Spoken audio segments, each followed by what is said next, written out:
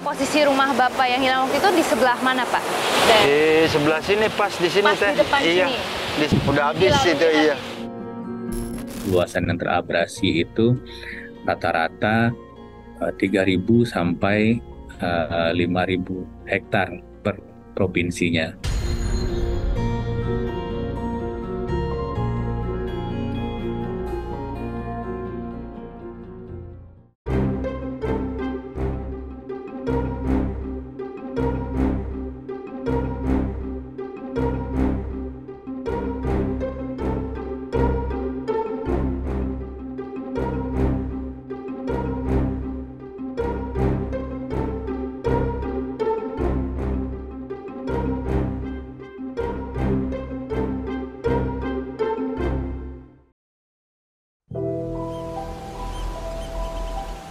Debur ombak pantai Pisangan Desa Cemarajaya, Kabupaten Karawang, Jawa Barat menyambut fajar yang menyingsing di ufuk timur.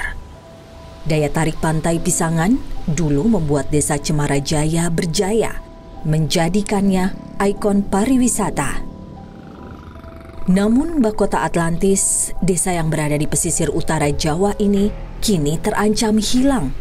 Abrasi atau pengikisan pantai yang disebabkan gelombang laut perlahan mengikis kehidupan Desa Cemarajaya. Karung berisi pasir, ban, dan juga bebatuan jadi benteng pertahanan warga Desa Cemarajaya, Kabupaten Karawang, Jawa Barat dari abrasi. Sejak 2005, abrasi menghabisi pemukiman dan mata pencarian perekonomian warga. Dulu, jarak antara bibir pantai dengan pemukiman warga sekitar 1 km, tapi sekarang tak sampai 10 meter. Lantas, bagaimana warga Desa Cemarajaya merajut asa kehidupan di tengah ancaman abrasi? Berikut penelusuran kami.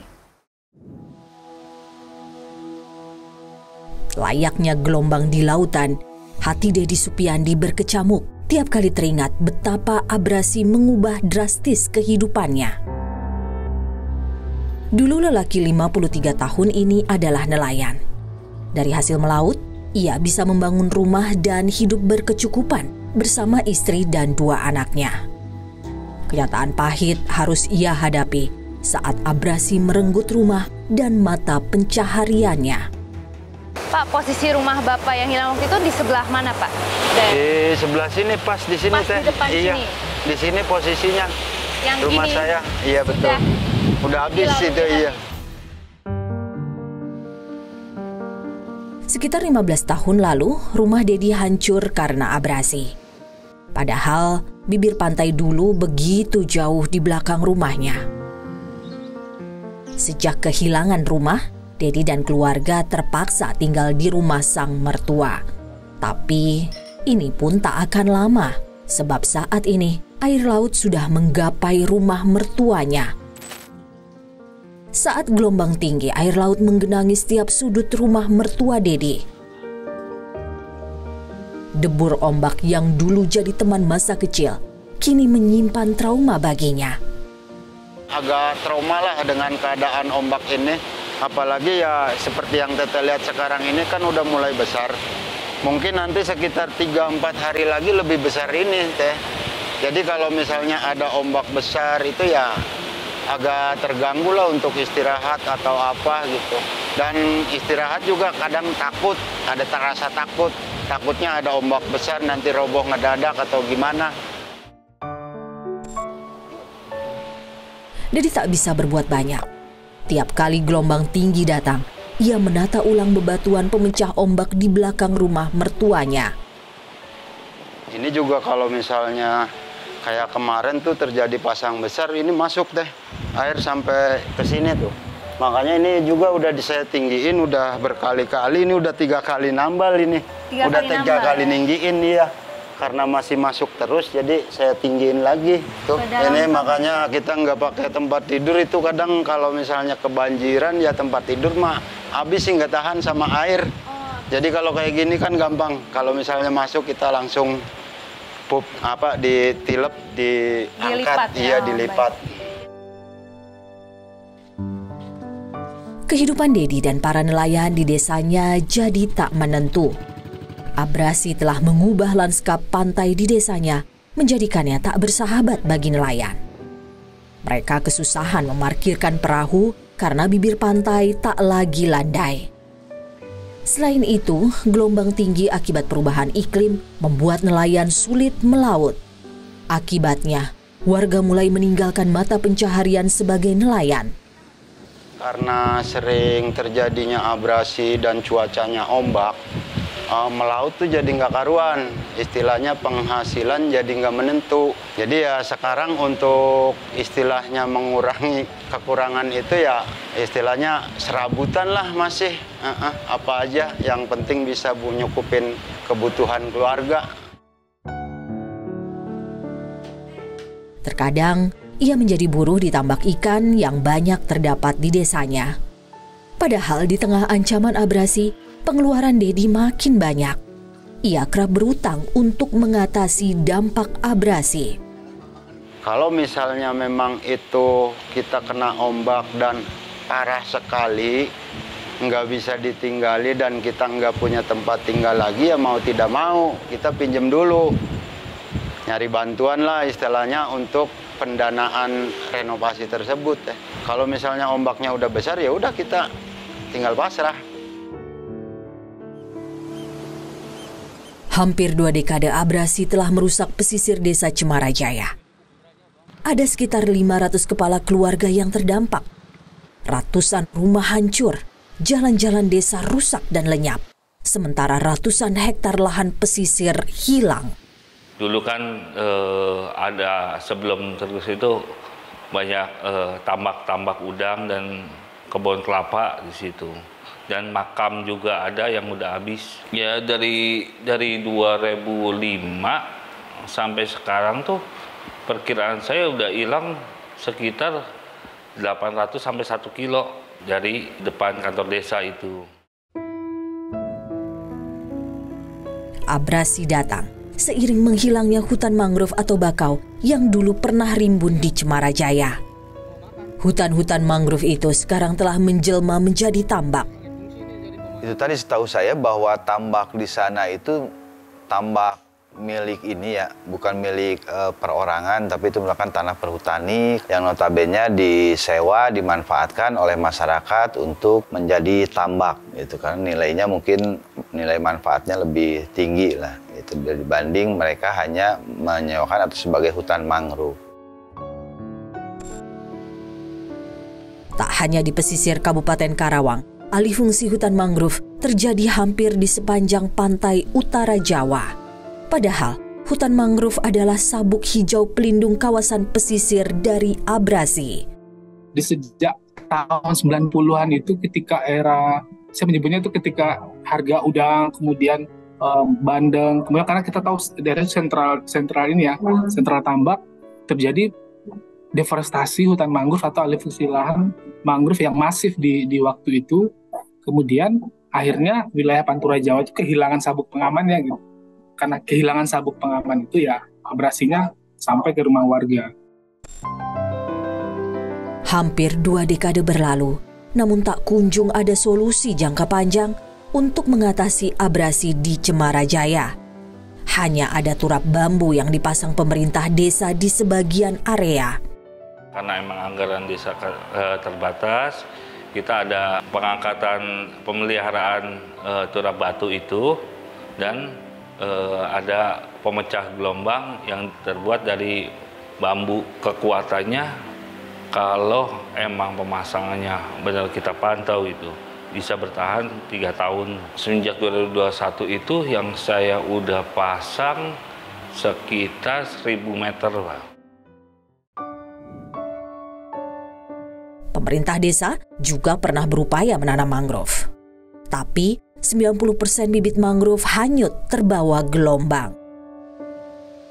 Meski telah menimbulkan kerusakan dan mengancam kehidupan, abrasi di pesisir Karawang agaknya belum dipandang sebagai bencana yang harus ditangani dengan segera.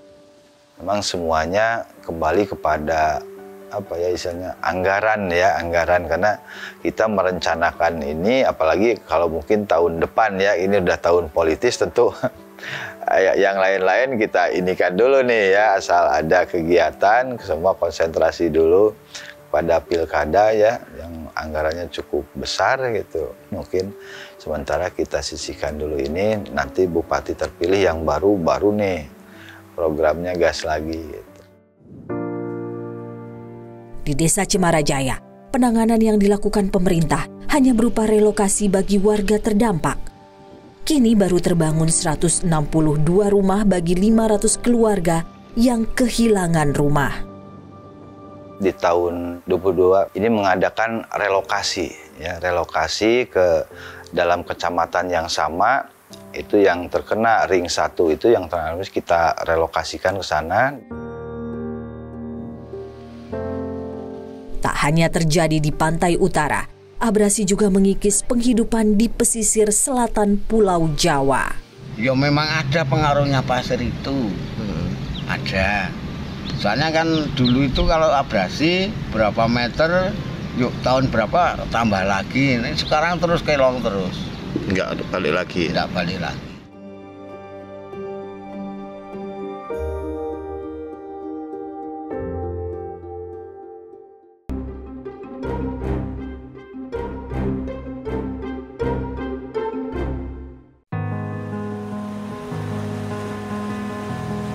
Pantai Desa Bugel di selatan Kabupaten Kulon Progo, Yogyakarta tak lagi sama di mata Hadi Suwarno.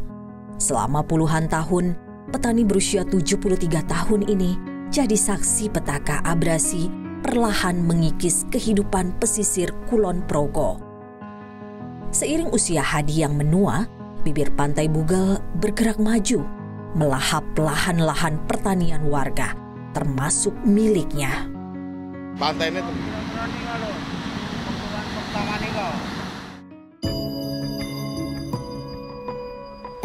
tak hanya lahan pertanian yang hilang, pabrik es dan pabrik garam yang ada di samping ladang Hadi juga dilumat abrasi. Seingat Hadi, saat itu bibir pantai jaraknya 1 kilometeran dari permukiman. Kini jaraknya hanya tinggal 100 meteran dari perumahan warga. Sudah lebih dari 15 tahun Hadi pindah ke lahan pertanian yang baru. Namun ancaman abrasi tak berhenti. Bibir pantai kini hanya berjarak 15 meter dari lahan pertaniannya. Akibatnya uap air laut yang mengandung garam seringkali merusak tanaman cabainya. abrasi ya terutama merugikan masalah tanaman. Terutama uapnya kurang baik di tanaman. Itu ya kalau di tanaman itu yuk keriting lah, kalau kena airnya langsung mati. Hasil panen kerap tak sebanding dengan modal yang ia keluarkan. Di tiap masa tanam, Hadi harus menanggung kerugian hingga 3 juta rupiah. Di pesisir Kabupaten Kulon Progo, berdasarkan data pemerintah setempat, ada sekitar 60 hektar lahan pertanian yang terancam abrasi. Di desa tetangga, Desa Trese, petaka yang sama juga terjadi. Abrasi menyapu sumber mata pencaharian warga. Abrasi menerjang tempat pelelangan ikan, warung makan, kolam renang, hingga tempat konservasi penyu di Dusun Sidorejo, pesisir Trese. Bahkan tahun ini, ratusan pohon cemara udang ambruk, tak mampu mencengkeram material pesisir. Tak ayal, kerusakan akibat abrasi membuat geliat wisata di Pantai Trese menurun. Dalam waktu 1 minggu, abrasi bisa mencapai seratusan meter. Ancaman yang dialami warga yang jelas untuk pantainya itu sudah semakin dekat dengan pemukiman. Yang dulunya itu sekitar masih 2 km, sekarang tinggal sekitar 1 km tidak ada. Nasib nelayan di Desa Trisi tak jauh berbeda. Abrasi mengubah pantai Landai menjadi tebing dengan ketinggian mencapai 3 meter. Kondisi ini berdampak pada aktivitas nelayan. Perahu mereka tak bisa ditambatkan karena bibir pantai yang curam. Berdasarkan data BNPB, saat ini tercatat 8.800-an hektar area di pesisir Kulon Progo menghadapi bahaya abrasi mulai dari kategori sedang hingga tinggi. Kegiatan penambangan material yang masif di muara Sungai Progo dinilai turut memperparah abrasi. Pasalnya, material yang diambil dibutuhkan oleh alam untuk proses pemulihan abrasi. Kalau sekarang itu tidak bisa pulih kembali, ya memang ada pengaruhnya pasir itu, ada.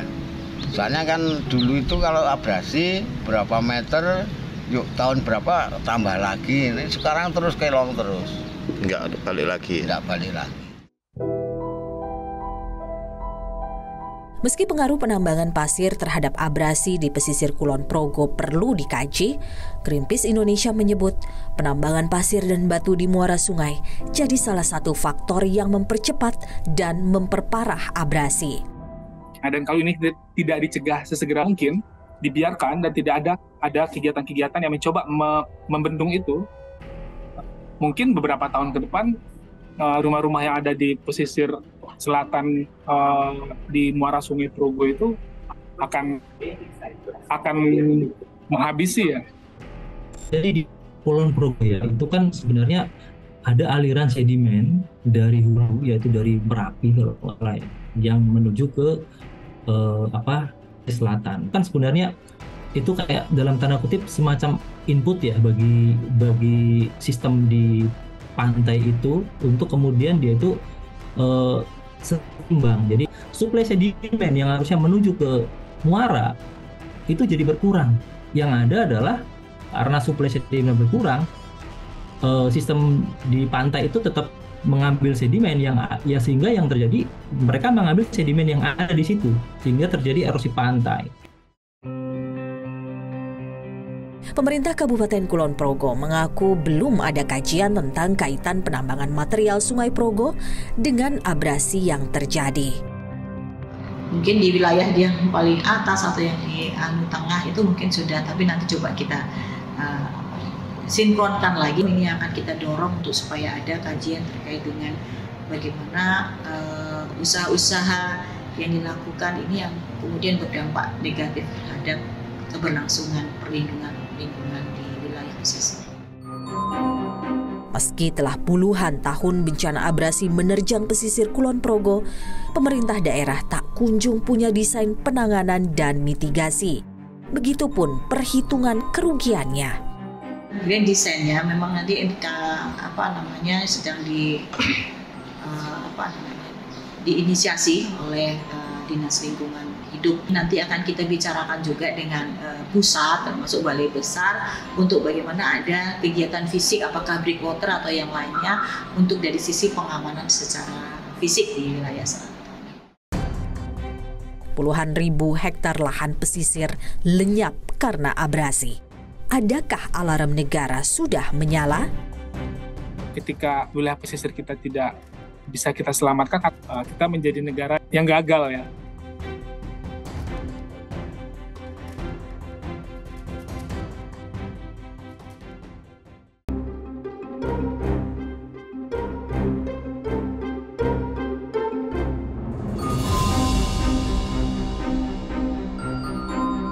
Bagi masyarakat pesisir, abrasi pantai adalah sebuah keniscayaan alam yang harus dihadapi.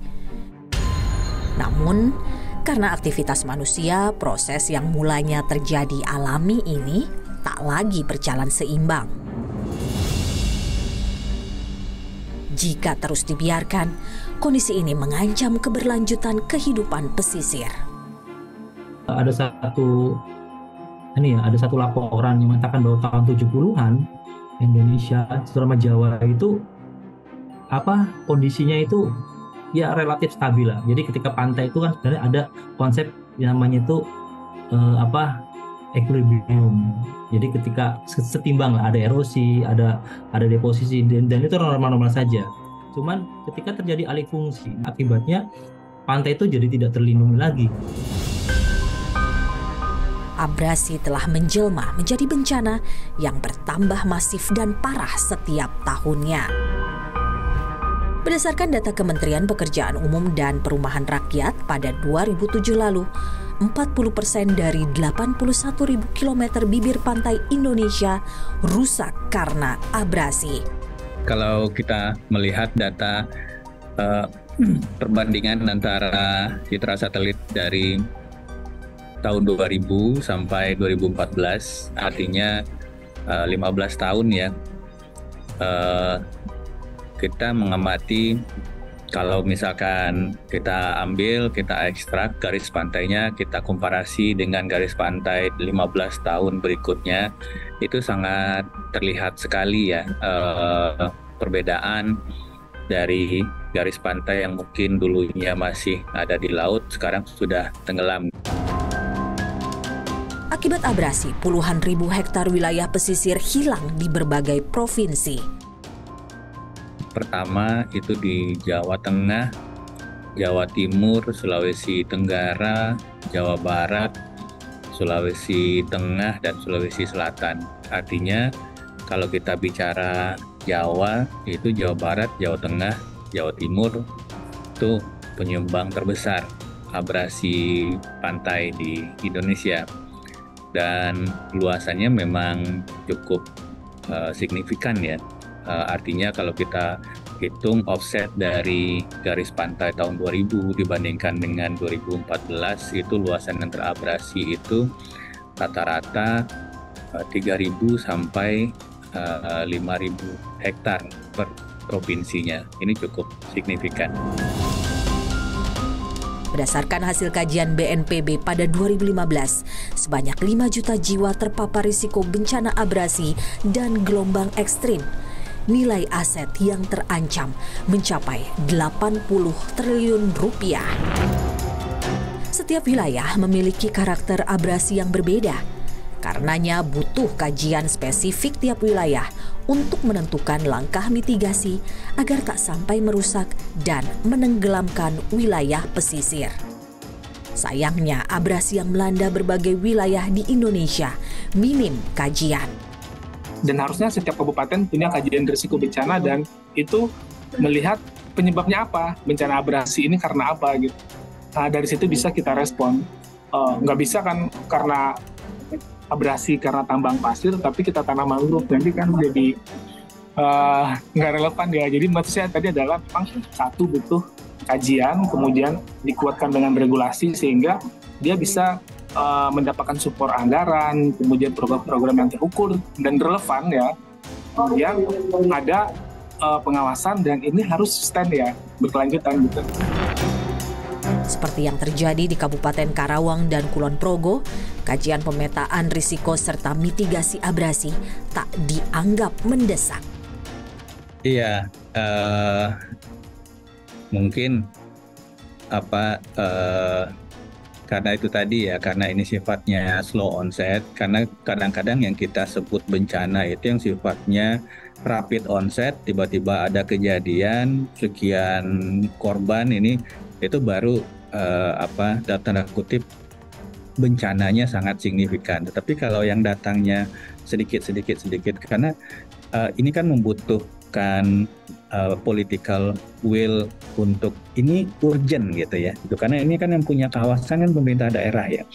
Artinya memang political will-nya dari sana dulu gitu. Tidak bisa kemudian pemerintah pusat masuk secara langsung tanpa ada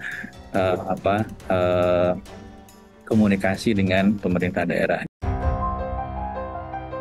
Melindungi kehidupan masyarakat pesisir dari ancaman abrasi tak bisa menunggu lagi.